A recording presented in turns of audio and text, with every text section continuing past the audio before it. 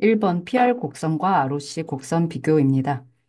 이 문제는 이진 분류 모델의 성능 평가를 위한 지표, 혼동 행렬의 파생 지표를 정확히 알고 있는가, 그리고 PR 곡선과 ROC 곡선의 차이를 알고 있는가에 대한 중점적으로 써주셔야 하는 문제입니다.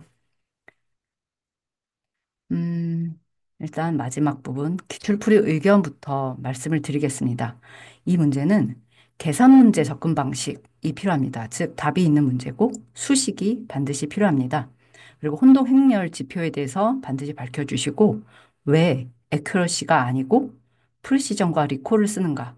또 프리시전과 리콜을 쓰기만 하면 되는데 ROC와 PR 곡선은 왜 다른가?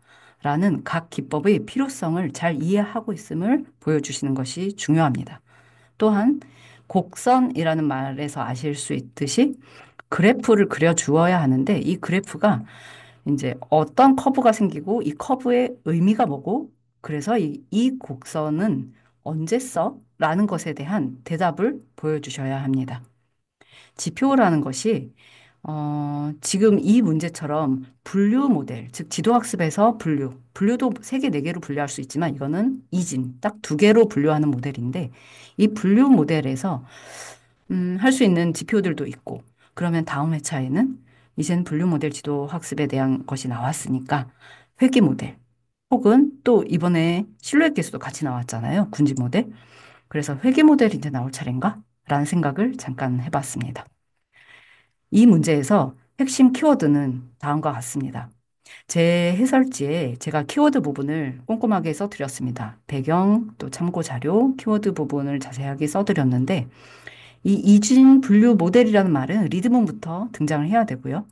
그다음에 성능을 평가하는 지표다. 그리고 평가하기 위해서는 가장 대표적인 이 혼동 행렬 기반이다. 라는 것을 강조해 주셔야 됩니다. 또한 혼동 행렬에서 여러 가지가 있잖아요. 에큐러시도 아까도 말씀드렸지만 왜 PR 곡선을 써? 하는 그 포지티브가 너무 적을 때 쓰는 이 곡선이에요. 라는 것을 반드시 보여주셔야 돼요. 그래서 이거 뭐 하려고 써?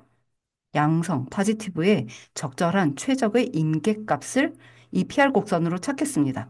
이게 답입니다. 그래서 그 방향으로 쭉 답안지를 나열해 주시면 됩니다. 1교시지만 그러한 맥락이 보여야 합니다. 1단락에서 저는 리드문은 이진 분류 모델의 성능 평가를 위한 이렇게 쓰고 혼동 행렬부터 썼습니다. 아, 혹저는 지금 이게 비교니까 보통은 개념 비교, 2번 상세 비교 이렇게 써야 되는 거 아니냐 하실 텐데 이 문제를 저도 처음에 답안지 했을 때 그렇게 해봤는데요. 혼동 행렬의 지표를 자꾸 중원부원하게 돼요. 이 부분이. 그래서 제일 앞에 에큐러시, 그냥 가장 흔하게 쓰는 이 에큐러시를 밝혀주시고 에큐러시의 문제점을 해결하기 위한 프리시전과 리콜입니다. 라고 해주시면 아주 좋습니다. 에큐러시는 그럼 왜 문제가 있어? 라고 했을 때 웬만한 머신러닝 모델은 에큐러시로 했을 때 뭐 95% 정확도입니다.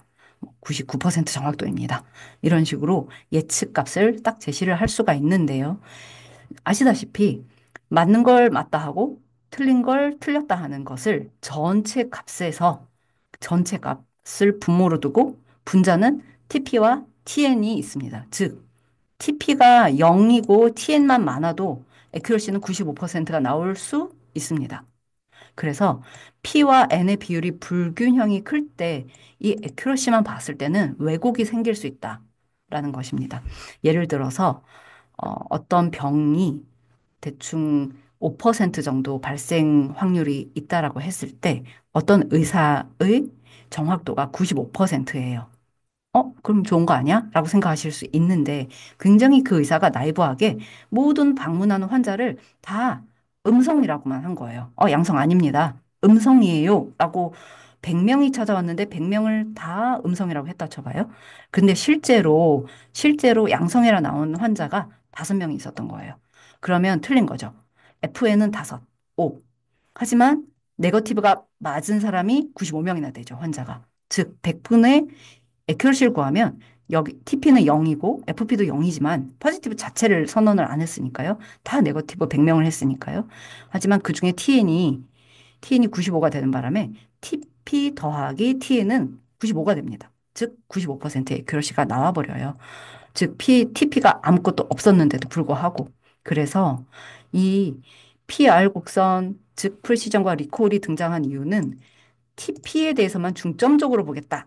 즉, 이 TP가 검정력이거든요. 제가 여기 TN을 검정력을 잘못 썼는데, TP 맞는 걸 맞다고 한다 하는 이 검정력에 대해서 집중적으로 보는 것이 재현율 혹은 정밀도입니다. 재현율은 실제를 재현하는 거고요.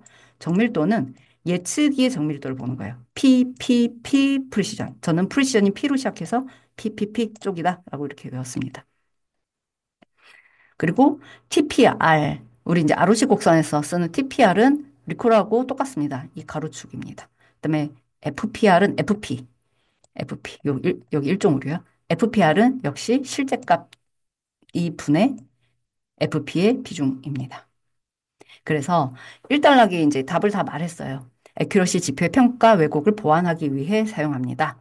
최적의 퍼지티브 인기값을 구합니다. 라는 것을 밝혀주시면 당연히 이 그래프 따라 나오고요. 그다음에 각각의 X축과 Y축에 대한 특징을 써주시고 곡선의 의미 써주시고 활용처까지 희귀병을 진단할 때 특히 PR 곡선 씁니다.